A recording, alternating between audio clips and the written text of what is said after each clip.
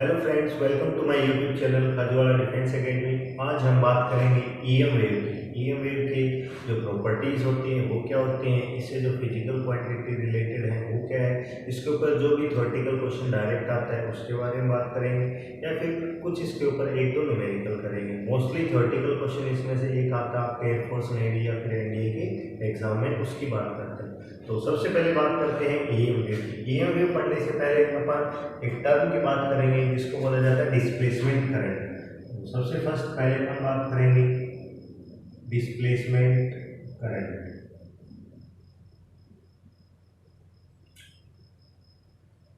ठीक है, displacement current का मीन्स क्या है कि जब क्या हो रहा है, फ्लक्स में चेंज हो रहा है, ठीक है, तो उसकी रेट के कारण या फिर ये कह सकते हैं due to the rate of change of electric flux displacement current arises. सबसे पहले क्वेश्चन जो आपसे पूछा जा सकता है, चार ऑप्शन दे देगा, ये पूछा जाएगा कि displacement current is produced due to, तो चार ऑप्शन दे देगा तो अपन को प्रोडक्शन के बारे में जानना है। तो it is produced due to, किसके कारण होता है, due to rate of change of electric flux. Electric flux के रेट ऑफ चेंज होने के कारण जो प्रोड्यूस होता है करंट, उसको अपन क्या बोलते हैं, डिस्प्लेसमेंट करंट बोलते हैं। ठीक है, अब बात करते हैं इसके फॉर्मूले की, इसको कैसे रिप्रेजेंट किया जाता है। आईडी रिप्रेजेंट करेगा इसको, डिस्प्लेसमेंट करंट को is equal to epsilon naught permittivity into d phi E upon क्या हो जाएगा dt। ये आपका क्या है, डिस्प्लेसमेंट करंट का फॉर्मूला है। दो चीजें पूछी जाएगी, अगर फॉर्मूला आता है तो epsilon naught d phi upon dt हो जाएगा, और बात करेंगे किसके कारण प्रोड्यूस होता है तो क्या कहेंगे, due to rate of change of electric flux के कारण। ठीक है, अब बात करते हैं, क्वेश्चन में ऐसे पूछा जाता है क्या ये दोनों कंटिन्यूस होते हैं, तो इसकी बात करते हैं। फर्स्ट पॉइंट, ये कंटिन्यूस भी होते हैं और डिसकंटिन्यूस भी होते हैं।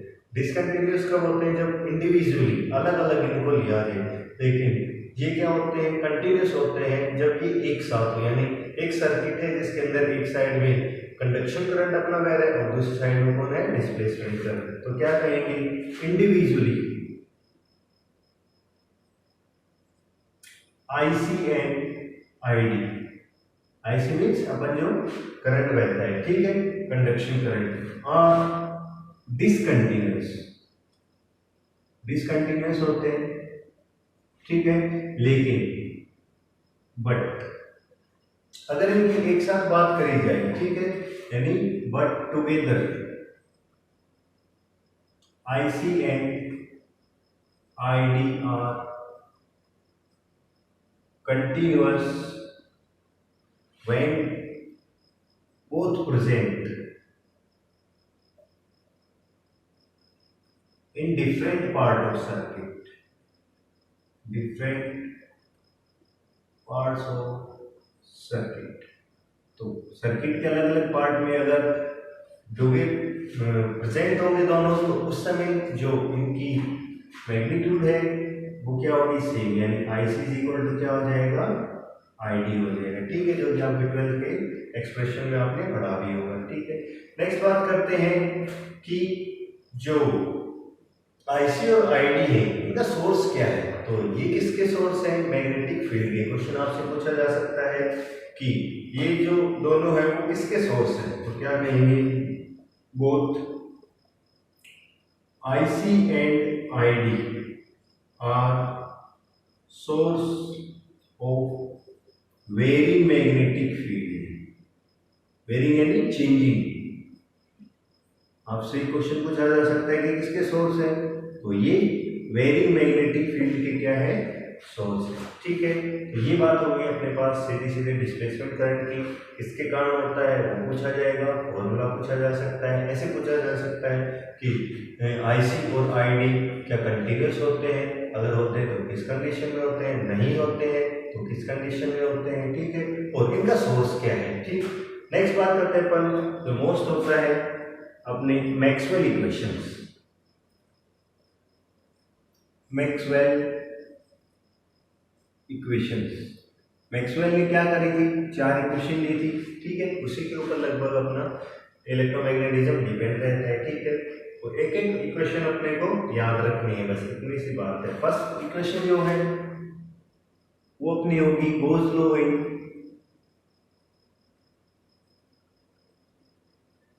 इलेक्ट्रोस्टैटिक। जो अपन ने इलेक्ट्रोस्टैटिक में गोज लॉ पढ़ा था उसकी इक्वेशन, उसके अंदर क्या कहा था कि E dot d s over a close loop जो होगा वो किसके इक्वल होगा, Q अपॉन एप्सिलॉन नॉट के इक्वल होगा, ठीक है। इसी को मैक्सवेल की फर्स्ट इक्वेशन कहा जाता है। Second, goes law in magnetism, goes law in magnetism, goes law in magnetism क्या कहता है कि मोनोपोल कभी भी एग्जिस्ट नहीं हो सकती, यानी अगर मैथमेटिकल फॉर्म में देखें और एक close loop B dot d s जो होता है वो किसके इक्वल होता है, 0 के इक्वल होता है। अब बात करेंगे जो फराडे लॉ की इक्वेशन है, Faraday law of EMI. Faraday law of EMI क्या कहता है कि लाइन इंटीग्रल है किसका, इलेक्ट्रिक फील्ड का, ठीक है, यानी line integral of electric field E dot dl over a close loop, ये किसके इक्वल होगा, rate of change of magnetic flux, ठीक है, rate of change of magnetic flux के क्या होगा, इक्वल होगा। लास्ट बात करते हैं जो फोर्थ इक्वेशन है जो कि मॉडिफाई की गई थी। इस फोर्थ इक्वेशन को एम्पियर मैक्सवेल इक्वेशन भी कहते हैं, एम्पियर मैक्सवेल इक्वेशन। एम्पियर ने क्या कहा था, एम्पियर सर्किटल लॉ अपन ने पढ़ा है। एम्पियर सर्किटल लॉ क्या कहता है, बी डॉट डीएल जो होता है, ठीक है, वो किसके इक्वल होता है, B naught into summation of I के इक्वल होता है, ठीक है। लेकिन ऐसा नहीं होता, कुछ डिसकंटिन्यूटी आई थी, इसीलिए तो डिस्प्लेसमेंट करंट का क्या आई थी, कंडीशन आई थी। 12th क्लास में आप पूरा एक्सप्रेशन पढ़ते हो।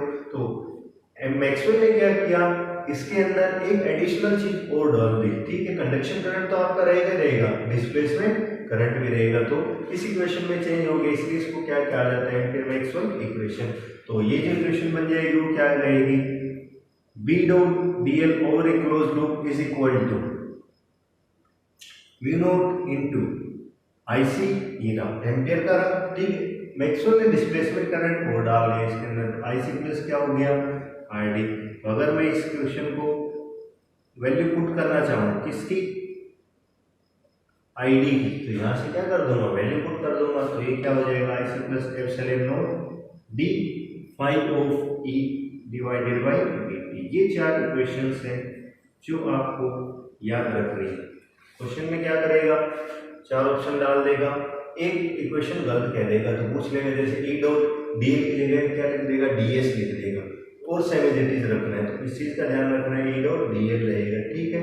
E dot DS Q upon epsilon not रहता है। तो 4 इक्वेशन आपको एज इट इज याद रखनी पड़ेगी। चलिए अब बात करते हैं अपन ईएम वेव्स की, ठीक है, इसकी क्या क्या प्रॉपर्टीज होती हैं और इसके साथ कौन कौन फिजिकल क्वांटिटी लिंक होती है, उसका जो फॉर्मूला होता है, energy, radiation, pressure etcetera etcetera, ठीक है। तो सबसे पहले बात करूंगा मैं ईएम वेव्स की। तो ईएम वेव्स क्या होती है, ट्रांसवर्स होती है नेचर के अंदर, ट्रांसवर्स इन नेचर। अगर आपसे पूछ रहे जाए कि कैसी होती है, ट्रांसवर्स होती है नेचर के अंदर, ठीक है। सेकंड आपसे इसके अंदर पूछा जा सकता है क्वेश्चन प्रोडक्शन को लेकर कि ईएम वेव कहां से प्रोड्यूस होती है। 4 ऑप्शन डाल देगा, वो कहेगा कि इनका प्रोडक्शन कहां से होता है ये बताइए, ठीक है।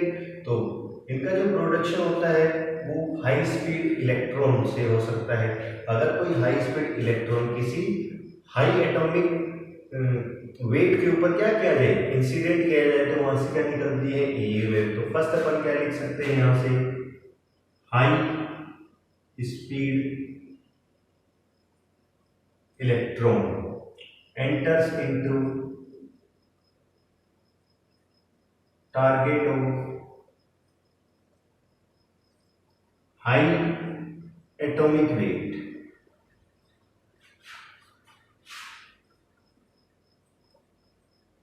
ठीक है।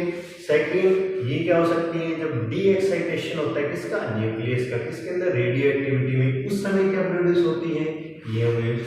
सेकंड अपन क्या लिख सकते हैं, D excitation of nucleus in radio activity. और क्या हो सकता है, और कहां से प्रोड्यूस होते हैं, जब भी इलेक्ट्रॉन क्या करता है, हायर ऑर्बिट से किसके अंदर आता है, लोअर ऑर्बिट के अंदर आता है, उस समय क्या प्रोड्यूस हो सकती है, ईएम वेव प्रोड्यूस हो सकती है। ठीक है, तो क्या कहेंगे, transition of electron from higher orbit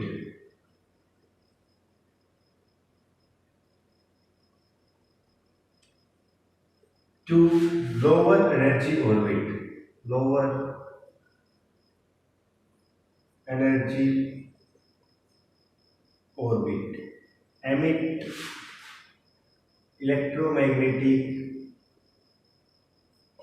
waves। ये तो होगी इसकी प्रोडक्शन की। क्वेश्चन ऐसे पूछा जा सकता है कि सोर्स क्या है, what is the source of EM wave, कहां से प्रोड्यूस होती है ये। ठीक है, तो सोर्स की बात करेंगे तो सोर्स में क्या कहेंगे, जो भी एक्सेलरेटिंग चार्ज पार्टिकल्स है ये इसके क्या होते हैं, सोर्स, जैसे एलसी ऑसिलेशन। ठीक है, तो सोर्स में क्या कहेंगे अपन, एक्सेलरेटिंग चार्ज पार्टिकल्स, ये इसके क्या है, सोर्स है। एग्जांपल जैसे क्वेश्चन के अंदर 4 ऑप्शन डाल देगा, उसके अंदर एक ऑप्शन रहेगा आपका एलसी ऑसिलेशन का, ऑसिलेटर क्या है, इसका सोर्स है। अब बात करते हैं इसकी इक्वेशन की कि ईएम वेव की इक्वेशन क्या होगी। अच्छा, ईएम वेव के अंदर होता क्या क्या है, इसके अंदर एक इलेक्ट्रिक फील्ड रहता है, एक मैग्नेटिक फील्ड रहता है, और एक डायरेक्शन में क्या करते हैं, ट्रेवल करते हैं, और इस तरीके से रहते हैं कि तीनों एक दूसरे के क्या होती है, म्यूचुअली परपेंडिकुलर। एयरफोर्स के एग्जाम के अंदर एक बार पूछा गया था कि जो ईएम वेव है उसके बारे में लिखा था, ई डॉट बी रहती है, ई क्रॉस बी रहती है, बी क्रॉस ई रहती है, या फिर बी डॉट ई रहती है। तो म्यूचुअली परपेंडिकुलर का मींस क्या है, क्रॉस रहता है। ठीक है, तो ई क्रॉस बी रहता है। ओके, इसी की बात करेंगे तो ईएम वेव की अपन इक्वेशन की बात करेंगे कि इसकी इक्वेशन क्या होती है। तो नेक्स्ट बात अपनी इक्वेशन, तो अगर कोई वेव z डायरेक्शन के अंदर क्या कर रही है, ट्रेवल कर रही है, तो उसकी इक्वेशन क्या होगी। इलेक्ट्रिक फील्ड मान लीजिए x एक्सिस के ऊपर है, और जो मैग्नेटिक फील्ड है वो कहाँ में ले लेता हूँ, y एक्सिस के ऊपर, यानी कुछ इस तरीके का बना लेता हूँ। ये क्या कर रही है वेव, मान लीजिए ट्रेवल कर रही है z डायरेक्शन के अंदर, इसकी वेलोसिटी है। ठीक है भाई, और इसको मैं x एक्सिस ले लेता हूँ, और ये वाला जो डायरेक्शन बाहर निकल रहा है ऐसे रिप्रेजेंट कर देता हूँ, ये क्या है, y। तो इलेक्ट्रिक फील्ड है वो x एक्सिस में है, मैग्नेटिक फील्ड है वो कहाँ पर है, y डायरेक्शन के अंदर। तो इक्वेशन कैसे लिखूंगा मैं, तो इलेक्ट्रिक फील्ड की अगर मैं इक्वेशन लिखना चाहता हूँ तो क्या कहूँगा, E is equal to E x, क्योंकि x डायरेक्शन के अंदर है, जो कि किसके इक्वल होगी, ई नोट। ई नोट क्या है, इसकी मैक्सिमम वैल्यू है, इसकी एम्पलीट्यूड, ये जो ई नोट है। ठीक है, ई नोट साइन ऑफ के Z minus omega T. Okay, बात करें मैग्नेटिक फील्ड की, बी की इक्वेशन, तो बी वाई डायरेक्शन के अंदर है, तो क्या लिखेंगे, बी नोट साइन ऑफ के जेड माइनस ओमेगा टी। ये इसकी क्या होंगी, इक्वेशन होंगी। इस बात को याद रखना है, 4 ऑप्शन में बनाकर इक्वेशन दे देगा तो ये इक्वेशन लिखनी है आपको। ठीक है, अच्छा इसके अंदर बात करें कि ये क्या है, प्रोपगेशन कांस्टेंट है, जो कि क्या होता है 2 पाई अपॉन लैम्डा होता है, और ओमेगा इज इक्वल टू क्या है, 2 पाई न्यू, न्यू यानी फ्रीक्वेंसी, कुछ लोग इसको एफ भी लिखते हैं। तो ये तो हो गई इसकी इक्वेशन की बात। ठीक है, एक इंपॉर्टेंट बात और है, क्वेश्चन ऐसे कह सकता है कि क्या ईएम वेव डिफ्लेक्ट हो सकते हैं। ठीक है, 4 ऑप्शन डालिए, इलेक्ट्रिक फील्ड से हो सकते हैं, मैग्नेटिक फील्ड से हो सकती है, दोनों से हो सकती है, किसी से नहीं हो सकती। तो इस चीज को आपको याद रखना है, ईएम वेव जो होती है वो कभी भी इलेक्ट्रिक और मैग्नेटिक फील्ड से डिफ्लेक्ट नहीं होती है। ठीक है, तो क्या कहेंगे, do not deflected by electric field and magnetic field. ठीक है, अच्छा एक ऐसे पूछ सकता है क्या ये पोलराइज होती है। ठीक है, सर्कुलरली पोलराइज होती है या फिर प्लेन पोलराइज होती है। तो हमेशा याद रखना कि ये क्या होती है, पोलराइज्ड होती है। EM wave are always polarised, but कौन सी, प्लेन पोलराइज्ड। अगर कहीं पर ऐसा मिल जाए सर्कुलर तो नहीं होती है। जो ईएम वेव्स होती हैं वो प्लेन पोलराइज रहती है। ठीक है, करते हैं कुछ फिजिकल क्वांटिटीज की जो ईएम वेव से क्या है रिलेटेड। इसके अंदर फर्स्ट अपन पढ़ेंगे स्पीड के बारे में। स्पीड ऑफ ईएम वेव अगर आपसे पूछा जाए तो सिंपली क्या कहेंगे, c इज इक्वल टू 1/√μ0 और ये किसके इक्वल होता है, c इज इक्वल टू एक फॉर्मूला होता है E0/V0। ये किसके लिए है, वैक्यूम के लिए है। ये फॉर्मूला किसके लिए है, वैक्यूम। अगर मीडियम के लिए पूछ लिया जाए कि मीडियम के अंदर जो स्पीड होगी वो किसकी इक्वल होगी, तो c इज इक्वल टू 1/μ0 की जगह म्यू आ जाएगा और किसकी जगह एप्सिलॉन आ जाएगा। यहाँ पर E0 की जगह E आ जाएगा और यहाँ पर क्या आ जाएगा, V आ जाएगा। फर्स्ट क्वांटिटी तो आपकी ये हो गई। ठीक है, कई बार क्वेश्चन में क्या कर सकता है, चेंज कर सकता है, डायमेंशनल फॉर्मूला पूछ लेगा। ये मोस्ट इंपोर्टेंट क्वेश्चन है कि डायमेंशन फॉर्मूला बताओ किसका, 1/μ0 एप्सिलॉन का। तो आपको पता होना चाहिए कि जब कोई भी चीज का फॉर्मूला होता है तो आमने सामने राइट हैंड साइड और लेफ्ट हैंड साइड का डायमेंशन क्या होता है, सेम। यानी ये किसके इक्वल है, सी क्या है, स्पीड है, यानी इसका जो डायमेंशन है वो किसके इक्वल होगा, स्पीड का, यानी m0 l1 और t-1 हो जाएगा। ठीक है, नेक्स्ट बात करते हैं अपन इसके अंदर सेकंड एनर्जी की।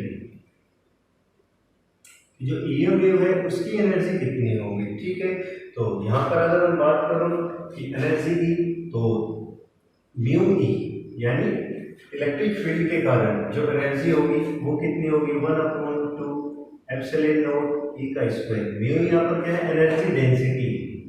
म्यू यहाँ पर क्या है, एनर्जी डेंसिटी। या आपने कैपेसिटर पढ़ते हो तो उसमें पढ़ा होगा। ठीक है, और मैग्नेटिक फील्ड के कारण जो एनर्जी डेंसिटी है वो कितनी होगी, बी का स्क्वायर अपॉन 2 म्यू नॉट। ठीक है, ये इसकी क्या होगी, एनर्जी जो होगी इलेक्ट्रिक फील्ड के कारण और मैग्नेटिक फील्ड के कारण एनर्जी डेंसिटी। अगर आपसे पूछ लिया जाए कि टोटल एनर्जी किसके इक्वल होगी, ठीक है, तो क्या कहेंगे, total energy density. Total energy density किसकी इक्वल होगी, म्यू इज इक्वल टू, दोनों का सम कर देंगे, mu E plus mu B, दोनों को जब सम करेंगे तो यहाँ से क्या आएगा, म्यू इज इक्वल टू अपन क्या लिख सकते हैं, ठीक है, एप्सिलॉन इनटू ई का स्क्वायर, अगर ए की टर्म में क्वेश्चन है तो, और क्या लिख सकते हैं, B square upon mu naught लिख सकते हैं। ठीक है, नेक्स्ट आपसे पूछ सकता है एनर्जी के अंदर ही एवरेज एनर्जी पूछ रहे थे, अलग अलग चीज है, या एनर्जी डेंसिटी पूछ रहा है, उसके अंदर क्या पूछेगा, एवरेज पूछेगा। तो अगर अपन एवरेज डेंसिटी की बात करते हैं, ये टोटल है, अगर आपसे पूछा जाए एवरेज एनर्जी डेंसिटी, तो एवरेज एनर्जी डेंसिटी जो होगी वो किसके इक्वल होगी, म्यू एवरेज, वो कितनी होगी, टोटल एनर्जी की हाफ होगी, यानी आप वो एप्सिलॉन नॉट ई स्क्वायर लिख सकते हो अगर ई की टर्म में लिखना चाहो, और बी की टर्म में अगर आ रहा है तो क्या लिखेंगे, B square upon 2 mu naught. ठीक है, ये एवरेज एनर्जी है, ये टोटल एनर्जी है, डेंसिटीज है, और ये अलग अलग एनर्जी डेंसिटी इलेक्ट्रिक फील्ड और मैग्नेटिक फील्ड के लिए म्यू भी।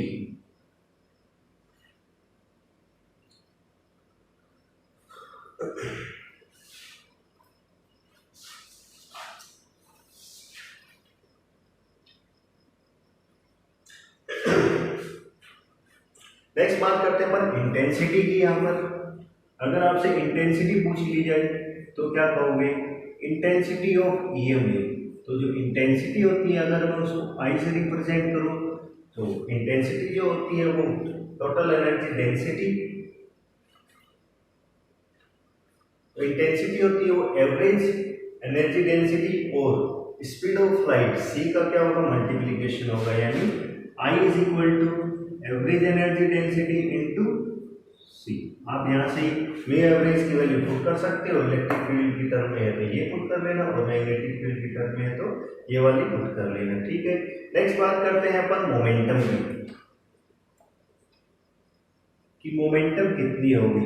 ठीक है, तो मोमेंटम की बात करेंगे तो दो चीजें होंगी, सरफेस के ऊपर डिपेंड करेगी। अगर सरफेस एब्जॉर्बिंग है उस समय मोमेंटम क्या होगी, अगर सरफेस ऑब्जर्विंग नहीं है, रिफ्लेक्टिंग है, उस समय मोमेंटम क्या होगी। ठीक है, तो अगर सरफेस रिफ्लेक्टिंग है तो अपनी जो मोमेंटम होगी P इज इक्वल टू, वो क्या होगी, 2u बाई सी होगी। ठीक है, जो आपकी क्या है एनर्जी डेंसिटी है। अगर एब्जॉर्बिंग है, सरफेस कैसा है, एब्जॉर्बिंग है, तो P इज इक्वल टू क्या कहेंगे, U बाई सी होगा। ठीक है, नेक्स्ट बात करते हैं अपन पॉइंटिंग वेक्टर की। पॉइंटिंग वेक्टर आपसे पॉइंटिंग वेक्टर पूछ सकता है, पॉइंटिंग वेक्टर होती क्या चीज है, तो rate of flow of energy को क्या बोलते हैं, पॉइंटिंग वेक्टर बोलते हैं। क्या कहेंगे, rate of flow of energy, इसी को क्या बोलते हैं, पॉइंटिंग वेक्टर। बात करते हैं इसके फॉर्मूले की। ठीक है, तो S इज इक्वल टू क्या होता है, E cross B upon mu not. ये पॉइंटिंग वेक्टर का क्या है, बेसिक फॉर्मूला हो गया। तो सीधा पॉइंटिंग वेक्टर का आपसे क्या पूछ सकता है, फॉर्मूला पूछ सकता है। एंड एट लास्ट अपन बात करेंगे यहाँ पर रेडिएशन प्रेशर की, रेडिएशन प्रेशर कितना होगा। 6 नंबर बात करेंगे रेडिएशन प्रेशर कि कितना प्रेशर अप्लाई करेगी। रेडिएशन प्रेशर में भी वही चीज होगी मोमेंटम की तरह, एक रिफ्लेक्टिंग और एक एब्जॉर्बिंग। अगर रिफ्लेक्टिंग सरफेस है तो किसकी बात करेंगे, अगर सरफेस कैसा है, रिफ्लेक्टिंग है, तो जो रेडिएशन प्रेशर है उसको कैपिटल P से लिख रहा हूँ, वो पॉइंटिंग वेक्टर अपॉन क्या होगा, C होगा। अगर रेडिएशन प्रेशर जो है एब्जॉर्बिंग है तो उस समय P सॉरी रिफ्लेक्टिंग और P एब्जॉर्बिंग क्या होगा, 2S अपॉन C होगा।